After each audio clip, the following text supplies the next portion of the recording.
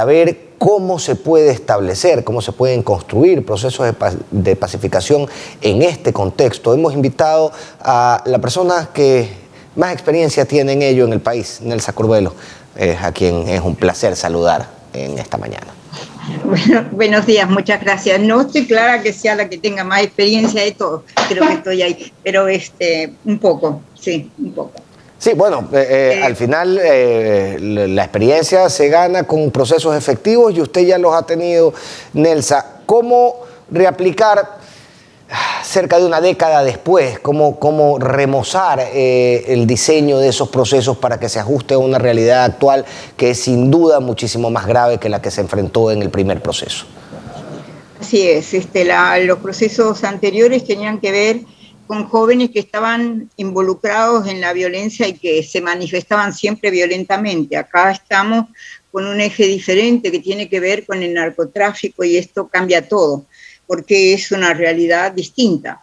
Pero en las cárceles hay cómo establecer procesos yo diría, de humanización del trato de las personas privadas de libertad. Cómo establecer procesos más complejos de negociación de paz y de parar la violencia que el narcotráfico genera en la sociedad, en el país. Eso ya es más profundo y requiere otras habilidades también. En cuanto a la cárcel, yo creo que hay algo que se inició, que me parece que es fundamental, que es intentar bajar el hacinamiento que hay en las prisiones, porque esa es una causa muy fuerte de violencia. No pueden estar las personas 15 donde caben 3. Eso ya es una. Hay muchos otros elementos más que hay que proponer y que suponen cambios radicales a la manera como se trata a las personas privadas de libertad. Es de verdad un cambio sistémico. Desde que las cárceles no deben ser bodegas humanas, es decir, macrocárceles, donde de verdad generar motines es más fácil que en una cárcel más pequeña, hasta la manera como los guías son preparados, la capacitación que deben tener, el trabajo que las personas privadas de libertad deben tener en las cárceles, porque además de significar recursos, significa también estar ocupados en cosas que son productivas, que te cansan, que te impiden estar en otras.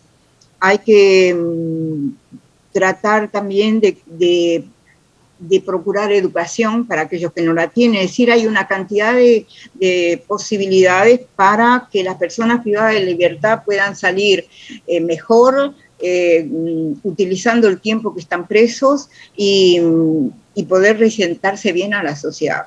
De eso hay muchas propuestas y mucho que hacer.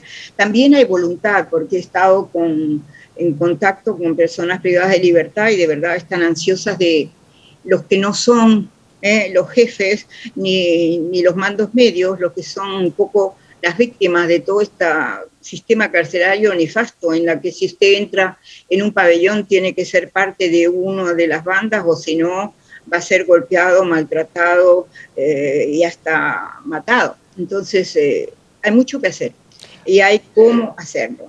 De verdad hay cómo hacerlo, lo que supone primero voluntad social, política, económica de poderlo hacer, supone coordinación, eso es relativamente más fácil de hacer.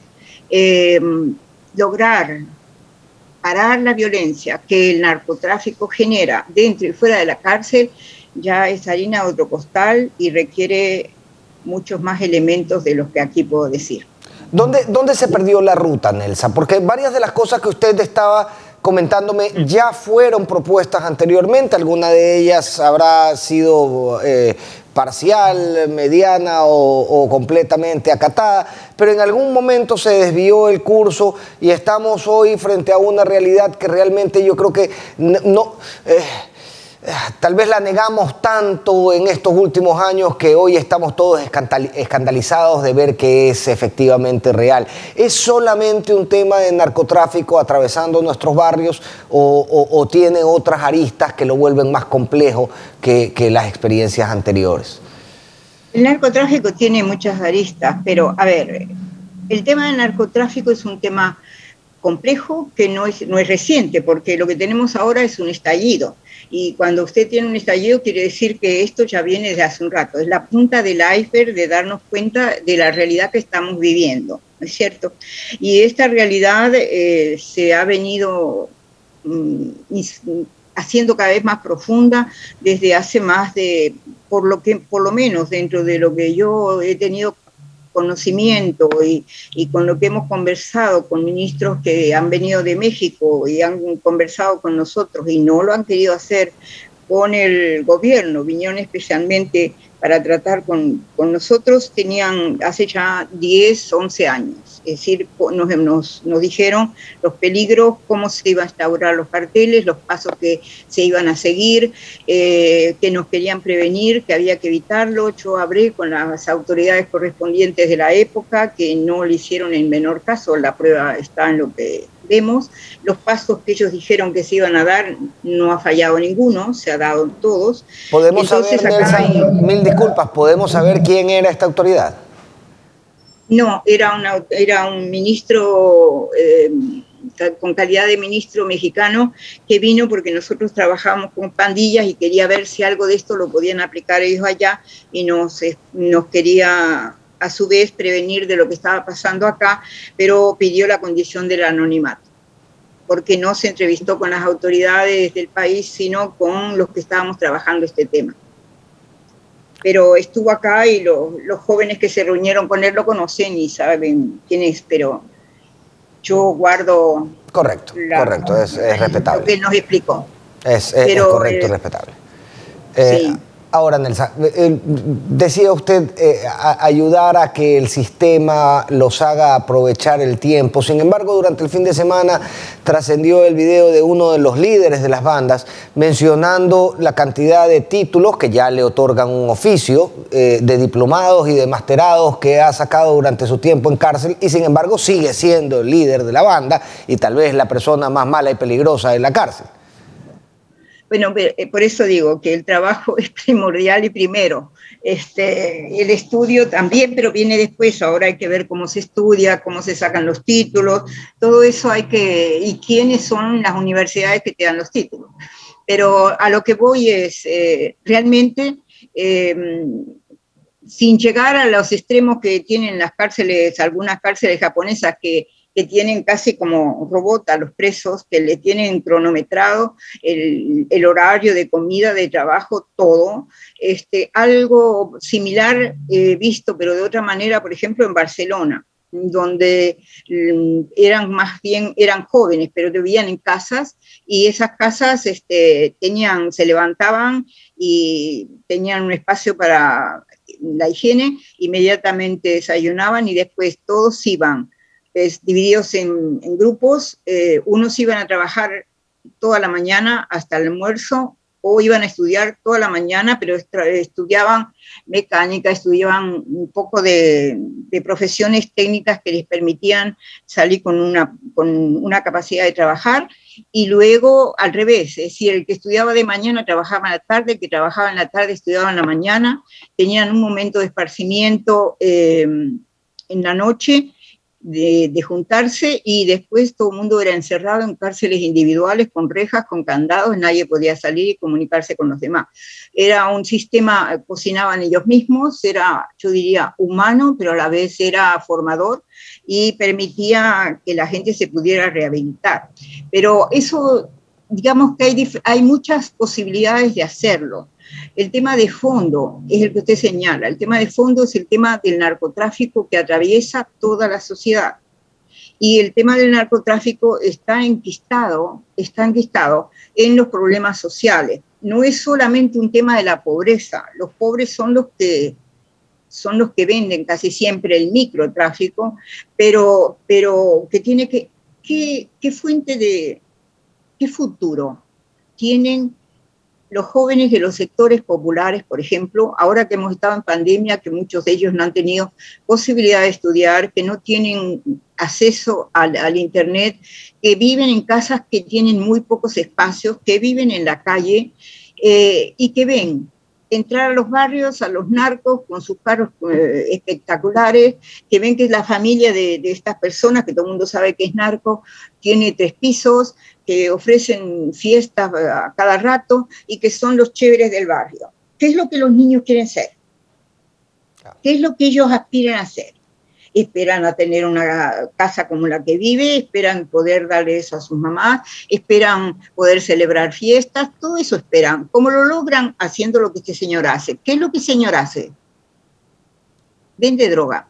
Hubo un niño en la escuela, que no me puedo olvidar, que estaban haciendo reparaciones y se caía como el parte del cemento, del tumbado en el suelo, y el niño que tenía 6 años juntó en un papel y hizo un cuadradito, lo envolvió bien, juntaba este polvito y lo vendía en el recreo. Y lo vendía a 50 centavos. Y las maestras averiguaron y fueron a preguntarle qué hacía. Y él dice, yo es que quiero ayudar a mi abuelita que también vende esto. Ahí tenemos un problema, entonces, ahí tenemos un problema profundo, porque sí, exacto, y es tan sistémico que lo que lo origina, lo que lo motoriza es un acto de bondad, es querer ayudar a mi abuelita. ¿Y cuál es el recurso que tengo? ¿Qué alternativa me ha dejado la sociedad para eso? Pues bueno, moler yeso y venderlo como si fuera droga. ¿Y por qué? Porque no tengo acceso todavía a la droga, soy muy pequeño para ello. Pero esa es la realidad que habitan nuestros barrios. Y al final del día, y lo decía yo en mi entrevista anterior, Nelsa, al final del día, si tomamos a este niño muy joven y lo metemos en la cárcel, en las condiciones en que funciona la cárcel hoy, lo que vamos a tener es un muchacho de 20 años que regrese a la sociedad a reinsertarse ya con conocimientos de cómo opera todo el sistema de microtráfico. Es lo que usted dice. En uno de los barrios en que trabajo, enterramos a un niño de 8 años, deshecho su garganta y todo por consumo de droga, 8 años. Y la mamá decía que la había encontrado en la calle y que se la había consumido, pero la verdad no es esa. Y bueno, y si yo siguiera contando la cantidad de cosas que pasa, ayer veía a una niña que conozco bien y que hace unos pocos años la otra niña me contaba cómo la violaban y me decía ya, perdone, bueno, no voy a usar la palabra, pero ya esto con ella. Y yo le digo, ¿y por qué? Porque ya el abuelito y el papá no sé qué. Entonces, usted, ¿qué es lo que tenemos? ¿Cuál es este mundo que es real, donde muchos niños se crían y donde hay una cantidad de personas que son, no solo que están al margen, sino que están fuera de la sociedad, pero que la sociedad los necesita porque son los que compran, son los que van a la tienda y consumen? ¿Y cuál es la salida que ellos tienen para tener un poco de dinero a veces? Y ya una vez que empiezan no pueden salir. Entonces, de verdad es un problema complejo que no se puede, por eso es que negociar con personas o responsables de narcotráfico es muy complicado. ¿Por qué? Porque hay cosas que no se pueden negociar. No se pueden negociar. Hay que cambiarlas, no negociarlas. Eso es imposible. ¿Por qué? Porque es un negocio, diría, además de ilegal, maléfico. Entonces ahí usted no tiene dónde perderse. Hay cosas que no se negocia la vida, no se negocian la ética, no se negocia, no. Lo que puedo negociar es cómo reconvertir esto, porque en realidad el narcotráfico le importa nada de nada, es una empresa en la que se ganan millones, le interesa el negocio, ese negocio es relativamente fácil en cuanto a las ganancias que produce, y quien no entra en el negocio lo conoce y no entra porque la fuerza está en su ilegalidad. La fuerza está, y ahí yo creo que hay algo que hay que reflexionar. Cuando nosotros trabajábamos con los chicos y los jóvenes en pandillas, su fuerza era la clandestinidad. El hecho de que nadie supiera dónde estaba le otorgaban poder que los demás, además del miedo, le conferían. Pero cuando ya fueron más públicos, cuando ya empezaron a decir yo soy el jefe, cuando ya empezaron a aparecer con sus trabajos, cuando ya pusieron microempresas, eso se derrumbó sobre sí mismo, porque ahora no tenían ese engranaje del miedo que genera el no saber dónde están. Acá no es lo mismo, pero me pregunto si si algo no habría que legalizar para que de un lado baje el precio y para que del otro lado sepamos bien dónde están. Ahora, no es la ruta que estamos tomando claramente, Nelsa, no es la ruta, a veces se hace la más lógica cuando pensamos en esto, pero sin duda que nadie, en medio de todos estos discursos demagógicos y de seguridad y etcétera, no es la lógica que se está aplicando, no es la lógica que nos viene recetada tampoco por quienes han aplicado las políticas antidrogas en la región, y es muy difícil que un estado tan pequeño como el nuestro decida aplicarla de buenas a primeras. No pueden. Pero por algún lado hay que empezar. ¿Por dónde? No, sí. Y por eso es que le digo, alguna punta del ovillo hay que agarrar. Es cierto, hay que coger. Entonces, el tema cárceles y manejo dentro de la cárcel a nivel de los presos, creo que ese es el problema más urgente, más grave, más necesario, porque eso es una tortura, pero por otro lado quizás sea uno de los más fáciles. Lo más grave es poder parar el narcotráfico y todas sus ramificaciones internas en la sociedad y las consecuencias que eso trae a todo nivel. Eso sí que es urgente y necesario. Nelsa, desde la labor privada, ¿no? Y al margen de estos discursos que yo decía que a veces suenan mucho más a tarima para una elección que a un discurso político aterrizado y serio de realidades. Pero en medio de todo esto, ustedes desde la labor privada ya han tenido algún acercamiento con representantes de las bandas. ¿Existe una voluntad real de pacificación en ellos, si es que hubieran podido captarla o capturarla de alguno de estos acercamientos? Yo tengo contactos indirectos y directos porque conozco gente, pero hay que hablar cara a cara, ¿no? Y y tiene que ser en equipo, y tiene que haber una planificación y responsabilidades y saber, y tenemos que tener interlocutores, hay que tener interlocutores válidos, es decir, para validar un interlocutor tiene que poder tomar decisiones. Cuando se negocia algo, no puedo decir, momentito, voy a averiguar si me lo permiten o no. Tiene la persona o los grupos que están ahí tienen que poder tomar decisiones que los demás avalen, tienen que ser admitidos todos. Por eso, si esta comisión se da, y si yo estoy en esa comisión, que nada de eso está confirmado. Sí me han propuesto, pero no sé bien cómo funciona, yo dije que yo apoyaba en lo que pudiera, si consideraban que podía apoyar, contaran conmigo, pero me dijeron que iban a formar una comisión, todavía no sé si eso está en marcha, no está en marcha, cómo es. Es decir, que apoyar, de hecho estoy apoyando con algunas cosas que conozco y puedo aportar, pero hay sí voluntad. Hay voluntad, porque ¿cuándo es que se negocia?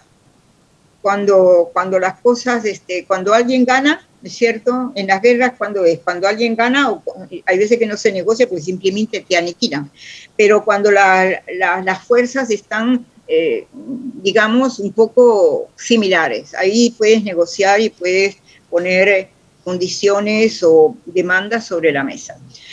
Creo que se van a empezar a dar, porque las fuerzas de equilibrio se están moviendo un poco, se van a dar, pero hay que ver. También se necesitan expertos. Hay fuera del país expertos que podrían ayudar mucho en estos procesos. Ahí voy, Nelsa. ¿Cómo sugeriría usted que debería estar conformada esta comisión? No, eso sí que no. No, eso no me corresponde, no, porque yo no soy la que... Le digo por qué le pregunto esto, porque hubo muchas críticas a esta convocatoria que se hizo horas después, días después de la última terrible masacre por parte de la Secretaría de Derechos Humanos, donde se convocó, a asambleístas, o al monseñor, a varios personajes que realmente no parecen atacar, o al menos no parecen tener el alcance para atacar el corazón del problema, el núcleo del problema. Entonces, teniendo usted todo este conocimiento, me gustaría saber al menos en qué áreas deberían estar establecidas las líneas base del funcionamiento de esta comisión. Yo lo que dije también es que primero, si dijeron que es una comisión de la sociedad civil, tiene que ser de la sociedad civil, primera condición, o uno de los elementos. Pero además, y eso lo expresé también en una reunión, no basta que yo tenga un título, el que sea, a nivel institucional. Tengo que tener o debe tener una capacidad de negociación que no está anexa a un título, que depende de lo que ha hecho y lo que ha demostrado que puede hacer. Es decir, no basta que yo diga soy el presidente o soy, no quiero dar nombre, porque eso es la historia, no quiero dar el nombre de instituciones, para que eso me diga, soy asambleísta y puedo estar en una comisión de negociación, ¿me entiende? No es lo mismo, ahí es más fácil ver que no es lo mismo, pero necesitan simplemente tener las cualidades necesarias y el conocimiento y la capacidad de escuchar y también de proponer. Y una de las condiciones fundamentales es que todos sean admitidos por las partes en conflicto, porque si no, usted no puede dialogar. Es decir, para tener una comisión, las partes en conflicto admiten a como contraparte para generar un diálogo que tenga resultados eficaces, porque si no es un saludo a la bandera otra vez. Y yo, si algo detesto, créame, casi visceralmente, es que se hable sin que la palabra lleve a hechos concretos. No me gusta hablar por hablar. Entonces, y ni que hablemos por hablemos, y que pasemos tiempo en reuniones que no significan nada. No. Por lo tanto, no tienen que ser comisiones muy grandes, porque si no, no se puede decidir nada, se convierte en un parlamento, en una discusión o en una sala de conferencias. Eso no es. Tiene que ser gente que tenga capacidad de decidir y que sus decisiones sean respetadas por aquellos que él representa, y tienen que ser personas que estén dispuestas a que sepan algo y a aprender también en el camino, porque nadie sabe todo y aprende mucho en las diferentes, todos los diálogos son diferentes, pero que tenga capacidad de permeabilidad y de aprendizaje. Esta es una realidad diferente. Es diferente negociar con guerrillas. Yo he estado en negociaciones con guerrillas, estuve en la comisión negociadora del levantamiento indígena del 90, que la verdad es una de las bases principales de lo que he podido aprender, escuchando como aquellos de hacía. Para mí era una cátedra impresionante, me marcó profundamente. Aprendí muchas cosas de los indígenas ahí, pero muchísimo. Entonces, más que aportar, creo que aprendí. Y después he estado en otros conflictos medios complicados, y en todos uno en realidad lo que tiene que hacer es escuchar y aportar, pero también tiene que escuchar mucho a todas las partes, porque una cosa es lo que uno piensa y otro lo que piensa el otro. Y los poderes que hay debajo, en fin, requiere gente que por ejemplo, creo que uno de las personas que debería estar es el relator de la CID para las prisiones, que es un ser humano que sabe mucho y que tiene experiencia, que es guatemalteco. Creo que puede aportar mucho. Y así, pero la guerrilla es una cosa, los grupos pandilleros son otra, pero carteles o problemas ligados al narcotráfico, eso es otra cosa. O sea, acá estamos diferentes. En Colombia, cuando se han hecho las conversaciones de paz con la FARC, por último tiene mucho que ver con el narco también, estaban las FARC, los paramilitares, los militares, el gobierno, las víctimas, que son las que tienen que decir y expresar lo que quieren. Mandela cuando negoció con Leclerc y cuando negoció con todas las fuerzas, y hay ejemplos históricos. Mandela negoció con Leclerc, Churchill no negoció con Hitler. Entonces, ¿cuándo sí, cuándo no? ¿Cuándo tú puedes sentarte en una mesa a negociar y cuándo no aceptas la negociación?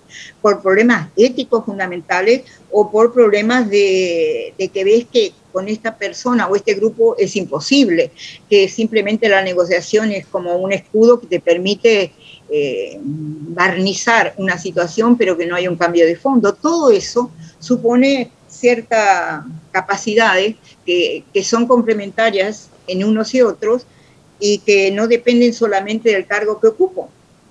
marcar de inicio las líneas rojas, que es lo que usted decía, hay cosas que no se negocian. Nelsa, qué interesante, se nos termina el tiempo, pero yo quiero agradecerle e invitarla a seguir con este diálogo más adelante y según este proceso vaya avanzando. Le agradezco mucho haber estado con nosotros en la clase. Gracias a usted, muy amable.